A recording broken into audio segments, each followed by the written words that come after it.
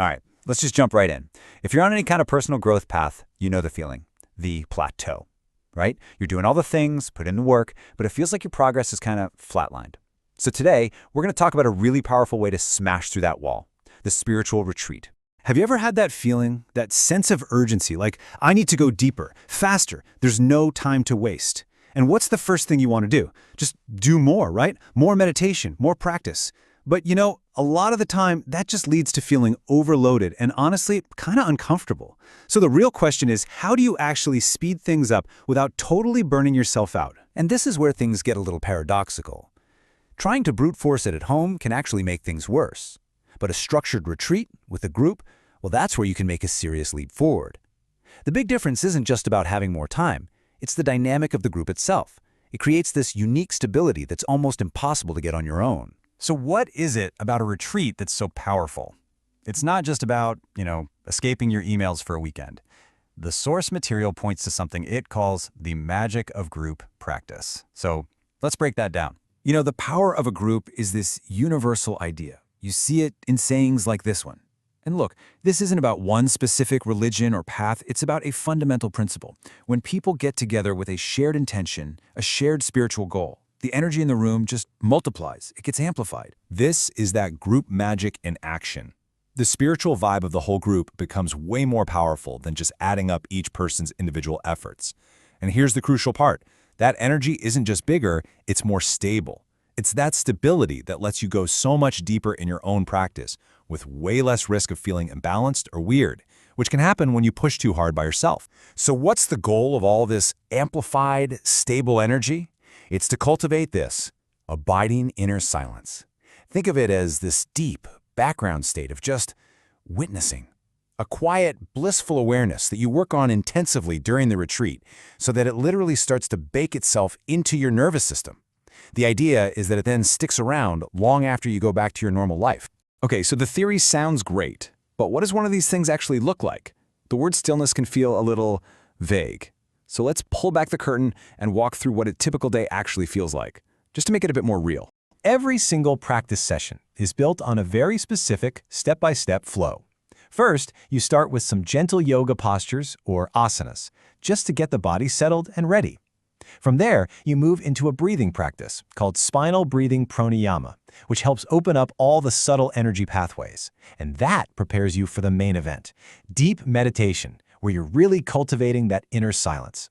And just as important, you always end with a deep rest to let it all sink in. It's a very smart, deliberate process. And this schedule for a typical Saturday really shows you how that all comes together. See that?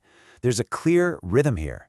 You have these intense back-to-back sessions in the morning, but then it's balanced out with things like group Q&A, eating together, taking a walk.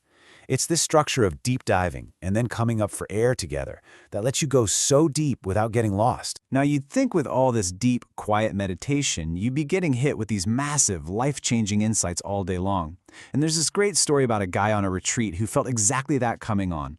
He's deep in meditation and he feels this enormous, blissful, white cloud of an idea welling up inside him. He just knew this was it, the big one, the insight that would change everything. And his profound, life-altering revolution was marshmallow. Yep, just the word marshmallow. And this story is hilarious, but it teaches such a key lesson for retreats. The thoughts that pop up are usually just static.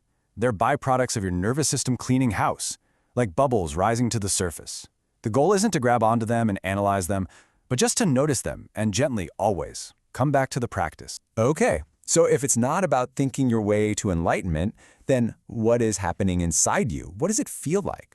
Let's talk about the real inner shift, the signs that this deep purification is actually working. The experience can be all over the map, and that's totally normal. For a lot of people, it's just this overwhelming tiredness as their body finally gets a chance for profound rest. For others, it's these crazy waves of bliss or even spontaneous laughter that can just sweep through the room. And for many, it's emotional release, finally letting go of old stress.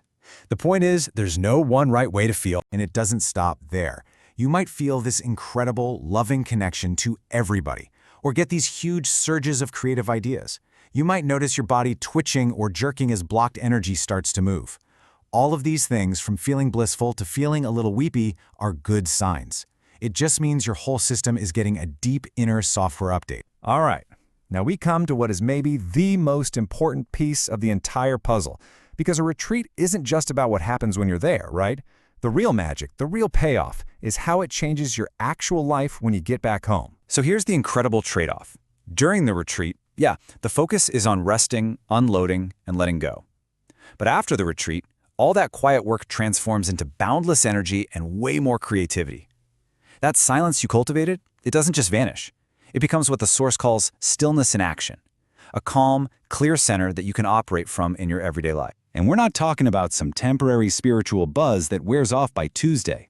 A retreat kicks off a much deeper cycle of progress that keeps humming along in the background for a long, long time. Each one you do builds on the last, so you're basically establishing a new, higher baseline of peace and clarity for yourself. I just love this metaphor. It's so perfect. It's not a surface-level coat of paint. The intensity and the structure of a retreat actually bakes that inner silence deep into your neurobiology.